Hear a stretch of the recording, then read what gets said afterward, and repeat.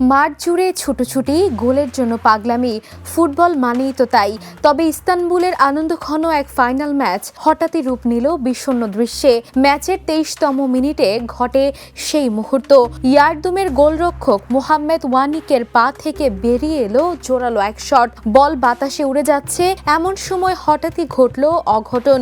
বল গিয়ে লাগলো এক উড়ন্ত সিগালের গায়ে। মুহূর্তেই মাটিতে ছিটকে পড়ল পাখিটি।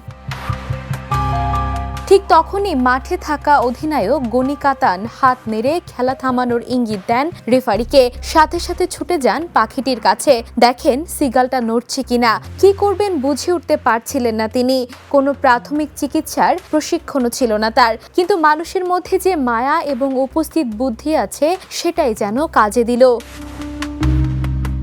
তিনি শুরু করলেন সিপিআর দিতে, বারবার পাখিটার বুকের ওপর চাপ দিতে লাগলেন। মাঠের খেলা থমকে গেল। সব খেলোয়াড়, দর্শক সবাই তাকিয়ে রইল গনির দিকে। কিছুক্ষণ পর ঘটল এক অবিশ্বাস্য ঘটনা। ধীরে ধীরে সাড়া দিতে শুরু করলো সিগালের শরীর। তারপর সাবধানে মাঠের পাশে গিয়ে মেডিকেল টিমের হাতে সিগালটিকে দিলেন গনি। চিকিৎসকরা জানিয়েছেন পাখিটার ডানায় চোট লেগেছে, তাই কিছুদিন হয়তো উঠতে পারবে না, কিন্তু বেঁচে যাবে। ম্যাচটা শেষ পর্যন্ত হেরে গেছে গনির ইস্তানবুল ইয়ারদুম। তবে সিগালকে বাঁচানোর সেই চেষ্টায় তারা জিতে নিয়েছে হাজারো ভক্তের হৃদয়। Sports desk, the news.